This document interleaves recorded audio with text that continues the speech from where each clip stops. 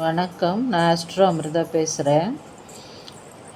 இன்றைக்கி நம்ம பார்க்க போகிற ஆன்மீக சம்பந்தமான கேள்விகள், அதாவது நான் முதலிலே சொன்னது போல் என்னிடத்தில் ஜாதகம் பார்க்க வருபவர்கள் சில பல கேள்விகளை எப்பொழுதும் கேட்பார்கள். அந்த கேள்விகளை ஒன்றாக திரட்டி உங்களுக்கு ஆன்மீக குறிப்பாக தருகிறேன். ஜோதிட சம்பந்தமான விஷயங்கள் தான்.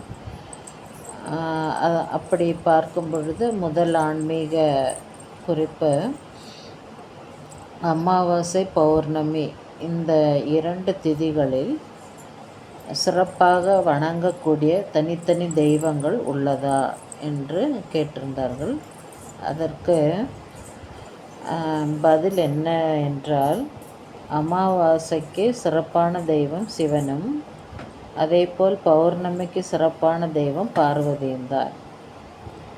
ஏனென்றால் சிவன் என்பவர் தேய்தலை குறிப்பவர், அதாவது ஒடுங்குதல் தத்துவத்தை குறிப்பவர். சக்தி என்பவர் வளர்தல் தத்துவத்தை குறிப்பவர். அதை நாம் விரிதல் என்றும் எடுத்துக்கொள்ளலாம். எப்படி விதை நிலையில் உயிரானது சிவமாக இருக்கிறதோ, அதே விதை வளர்ந்து மரமாகி விரியும் போது சக்தியாக மாறுகிறது. இதன் குறியீடு தான் நாம் சிவராத்திரியை ஒரு நாளாகவும் நவராத்திரியை 9 நாளாகவும் கொண்டாடி வருகிறோம். எனவே அமாவாசைக்கு என்று தனி தெய்வம் உண்டு என்றால் அது சிவபெருமான் தான். பௌர்ணமிக்கு என்று தனி தெய்வம் உண்டு என்றால் அது பார்வதி தான். எனவே அமாவாசை பௌர்ணமி 2 திதிகளிலும் சிவனையும் பார்வதியும் தனித்தனியாக நீங்கள் வழிபட்டாலும் பரவாயில்லை, அல்லது ஒன்றாக இருந்து வழிபட்டாலும் பரவாயில்லை. ஆனாலும் தனியாக எடுக்கும் பொழுது அமாவாசை என்று சிவனுக்கும் பௌர்ணமி என்று அம்மனுக்கும் பிரதானமான நாளாகவும் திதியாகவும் தான் நாம் எடுத்துக்கொள்ள வேண்டும். அடுத்த கேள்வி, தெற்கு பார்த்த வீட்டை வாங்கலாமா? இந்த அதாவது கேள்விக்கு பதில், வடக்கு பார்த்த மச்சை காட்டிலும் தெற்கு பார்க்கும் குச்சி வீடு நல்லது என்ற பழமொழி உண்டு. அந்த பழமொழிக்கு ஏற்ப தெற்கு பார்த்த இடத்தில் நல்ல தென்றல் வீசி வரும், அதாவது நல்ல காற்று இருக்கும். எனவே தெற்கு பார்த்த வீட்டிற்குள் காற்றோட்டம் நன்றாக இருக்கும், ஆரோக்கியத்திற்கு குறைவிருக்காது.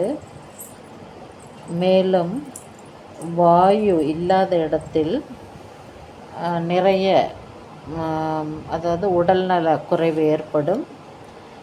எனவே தான் வாயு நிறைந்த இடமான தெற்கு பார்த்த வீட்டை நாம் வாங்கி கொள்ளலாம், அதில் தவறு ஒன்றும் இல்லை. மூன்றாவது கேள்வி, நம் வீட்டில் பணம் குவிய எந்த மாதிரியான விரதத்தை மேற்கொள்ள வேண்டும் என்று. முதலில் பணம் குவிவதற்கு என்று பார்த்தால், வெள்ளிக்கிழமை ஒவ்வொரு வாரமும் வெள்ளிக்கிழமை நீங்கள் விரதம் மேற்கொண்டு லக்ஷ்மியை வழிபாடு செய்யும் பொழுதும், அதேபோல் லக்ஷ்மிக்கு சிறப்பான தனிப்பட்ட பூஜை செய்யும் பொழுதும் நிச்சயம் வீட்டில் நல்ல அதாவது செல்வ வளம் பெருகி கொண்டே இருக்கும். அது மட்டுமன்றி தேய்பிறை அஷ்டமி அன்று ஸ்வர்ண ஆகர்ஷ்ண பைரவரை விரதமிருந்து வழிபட்டாலும் நல்ல செல்வ வளம் உண்டாகும்.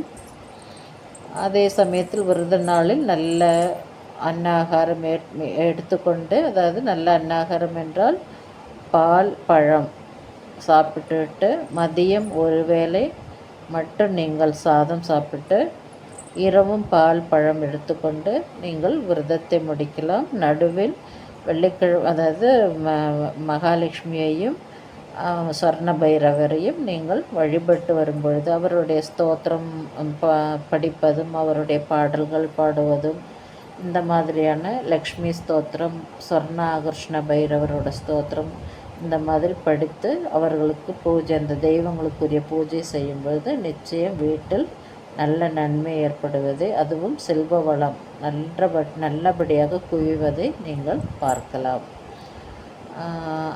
சொர்ண ஆகர்ஷ்ண பைரவர் ஞாயிறன்று ராகு காலத்தில் மாலை 4:30-6 வழிபாடு மேற்கொண்டால் அதில் ஒரு பிரதான சிறப்பும் உண்டு.